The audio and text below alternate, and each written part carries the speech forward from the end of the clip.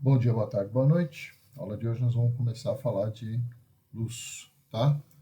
Então, do espectro de ondas eletromagnéticas lá, a luz visível é uma luz, é uma faixa bem estreita, tá? E a luz é uma onda eletromagnética, portanto, ela se propaga até no vácuo, tá? A única coisa que ela precisa é de um meio transparente. Se for transparente, ela consegue se propagar, tá legal? A luz faz uma onda transversal, isso significa que a direção de propagação é perpendicular à direção de oscilação, tá legal? E aí a gente pode definir algumas coisas, por exemplo, fonte de luz. Eu tenho fonte de luz primária, aquela que emite luz, objeto luminoso, por exemplo, o Sol. E fonte de luz secundária, tá certo? É aquela que reflete luz que está recebendo, é um objeto iluminado, por exemplo, a Lua, tá? Quanto ao meio de propagação aí, eu tenho a definição de que o meio pode ser transparente, quando a luz consegue refratar, quer dizer, a luz entra nele, e eu mantenho a nitidez das coisas que eu estou vendo lá dentro, tá? O meio pode ser translúcido, quer dizer que a luz refrata, mas eu perco a nitidez, ou opaco, quer dizer que a luz não refrata, quer dizer, eu não consigo penetrar. Se você está numa sala de aula e olha para uma parede, você não consegue ver o coleguinha que está na outra sala de aula, porque a parede é opaca, tá bom? E aí a gente vai falar dos princípios da ótica geométrica. Eu tenho propagação retilínea, isso significa que a luz não se desvia, tá certo? Na verdade, ela se desvia na presença de um corpo muito massivo, tá? Mas aí a coisa tem que ser muito bestial, tá legal? Numa situação normal da superfície da Terra, a luz se propaga em linha reta, tá? Ela é independente, isso significa que se a luz topar com outra luz vindo, ela não vai fazer nenhum tipo de. Não vai se importar, tá? Quer dizer, se você está num carro e o carro da frente tem o farol aceso, a luz alta está acesa, ele vai te incomodar, e se você liga o farol alto também, você vai incomodar outra pessoa de forma que essa luz não vai interagir com a outra luz, tá? E tem o princípio da reversibilidade, quer dizer, se você está no metrô e você enxerga alguém pelo vidro do metrô, que funciona como uma espécie de espelho, essa pessoa que tá sendo vista, se você estiver vendo os olhos dela, ela também vai poder te ver, tá? Aí a gente vai conseguir fazer alguns exercícios com a propagação retilínea, por exemplo, exercícios de tamanho de prédio e sombra, tá legal? Então você tem um prédio com o tamanho e a sua sombra. E você tem uma haste, tá certo? Com o seu tamanho e sua sombra. E aí você tem dois triângulos que são semelhantes, porque esse lado aqui, representa o raio de luz, que delimita a sombra, ele tem a mesma inclinação que esse, tá? Então o que acontece é que a altura do prédio dividido pela altura da sombra do prédio, a altura do prédio dividido pela sombra do prédio vai ser igual à altura da haste dividido pela sombra da haste, tá legal? Tem outros exercícios que dá para fazer assim com semelhança de triângulo. Na hora H a gente vai ver, tá certo? Altura e sombra é esse que eu expliquei. Tem uns que câmera escura, tá? Que vão funcionar aí uma espécie de caixa que tem um furinho e aí a luz entra. E aí eu consigo formar triângulos semelhantes também para poder resolver o problema. E sombras que são projetadas no anteparo, tá legal? Aí entra um sinãozinho para a gente poder falar um pouco de eclipse também. Mas deixa isso para a próxima aula, tá? Aí a gente pode somar luz, tá certo?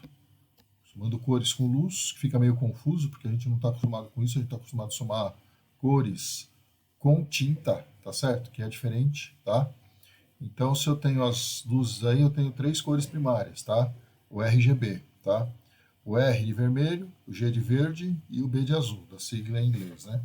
Então, se eu tenho vermelho e somo com azul, eu consigo magenta, que é uma cor aí que parece um rosinha, tá? Se eu tenho um azul e somo com verde, eu consigo um ciano. E se eu tenho um verde e somo com vermelho, eu consigo um amarelo. Se eu somar todas as cores, eu vou conseguir o branco, tá? Agora, o que a gente está acostumado a fazer é somar cor, tá legal? Somar cor fica um pouco diferente, com tinta, tá? Então, eu tenho três cores primárias para cor, para tinta também, tá legal? E são as três cores que a gente compra na impressora da gente lá. É o magenta, o ciano e o amarelo, tá legal? Então, se você misturar magenta com ciano, dá azul. Se você misturar ciano com amarelo, dá verde. E se você misturar amarelo com magenta, dá vermelho, tá legal? E se você misturar tudo, aí você obtém o preto, tá? O que acontece, na verdade, para você ver alguma coisa, é que essa alguma coisa tem que estar sendo iluminada, tá certo? E ela reflete, tá? A luz branca tem todas as cores, tá legal? Então, esse pincel de luz que está entrando aqui paralelo representa a luz branca que está entrando, tá? Se você está enxergando um objeto que é vermelho, o vermelho ele é refletido, então você enxerga. O azul e o verde não são refletidos, eles são absorvidos, eles viram calor, eles esquentam o objeto, tá? Eles aquecem o objeto. Então você consegue ver um objeto vermelho porque ele reflete a luz vermelha, tá legal? A luz branca tem luz vermelha, então iluminando um objeto vermelho com luz branca, você enxerga ele vermelho porque ele absorveu o verde e o azul, tá bom? Agora, se o objeto for amarelo, se o objeto for amarelo, na verdade ele só retém o azul, ele reflete o vermelho e o verde. Refletindo o vermelho e o verde, aí ele fica amarelo, tá? Você vem aqui, ó, vermelho mais verde, dá amarelo para a cor, tá bom? Então é assim que são formadas as cores aí, tá? O que é importante? É importante a gente saber que se a gente enxerga alguma coisa, é porque essa alguma coisa emite luz ou ela está iluminada, tá legal? E aí ela faz reflexão, reflexão difusa, e você consegue enxergar essa pessoa, tá? Então, se eu tenho aqui a reflexão difusa, significa que o raiozinho de luz que entra aqui, ele espalha para tudo quanto é lado. Não vai só para cá não, vai para o outro lado também, tá? Aqui eu não coloquei muitos raios para não ficar muito confuso, tá bom? Assim já ficou bastante confuso, tá? Então, a reflexão difusa é isso, tá bom? Partindo lá para o outro lado,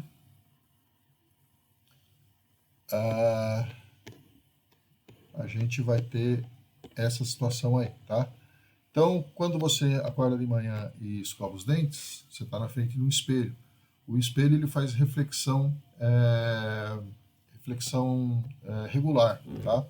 E essa reflexão regular faz com que você consiga ver imagens do espelho, tá legal? Então, para você enxergar a superfície do espelho é difícil, você enxerga o que ele reflete, tá? E quando você olha para outra coisa que no espelho, tá certo? A superfície não é lisinha, ela é rugosa. Então ela faz reflexão difusa, tá legal? Tudo que você enxerga por reflexão difusa, tá bom?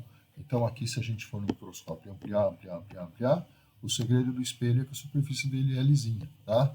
Agora, se você for em outra superfície, tá certo? Que você consegue enxergar, aí você não tem uma superfície lisinha, você tem uma superfície rugosa, e aí você consegue essa situação aí de emitir um raio de luz para cada lado, tá?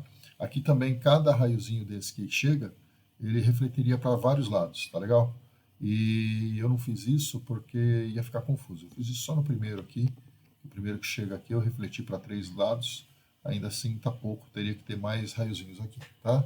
Para não ficar confuso, eu fiz esse troço assim, tá legal? Então, a reflexão é isso. Eu tenho a interface entre dois meios, o raiozinho vai lá, bate e volta, tá? Agora, o que é refração? Refração é quando eu tenho a interface entre dois meios, o raiozinho vai lá, bate e entra, tá? Para eu refratar, eu não preciso desviar. Esse raiozinho que está entrando aqui, ó, ele sofre refração. Ele passou aqui do ar, por exemplo, para o vidro e voltou para o ar de novo. Fez 2 refrações, tá?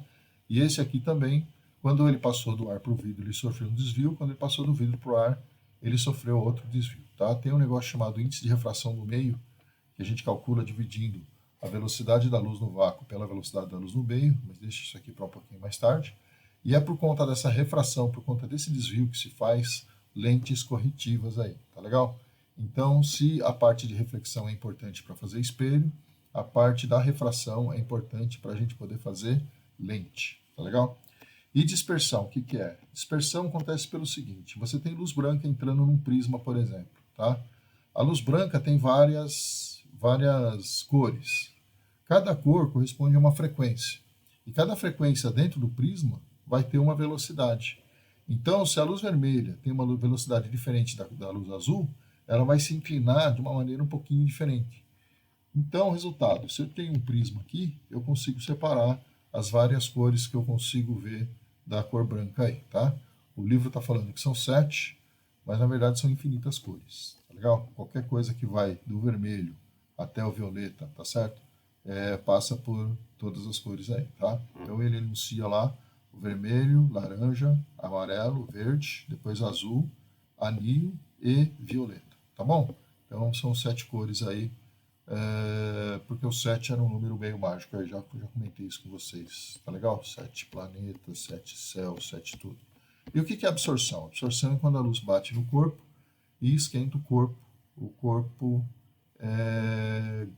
ganha energia térmica, tá legal? Recebendo calor, tá? Então é isso. Então aqui a dispersão, a luz branca entra, tá certo? Dispersa aqui no prisma, quer dizer, cada componente vai ter sua velocidade, cada componente vai ter sua inclinação, e a hora que sai do prisma aqui eu consigo ver um pincel de cores. Não são só 7, são várias cores, tá? Então eu vou me despedir aí desejando que esteja tudo bem com vocês, com a família de vocês, e até a próxima, tá legal? Próximo exercício, próxima aula ou próxima alguma coisa, tá? Tchau para vocês.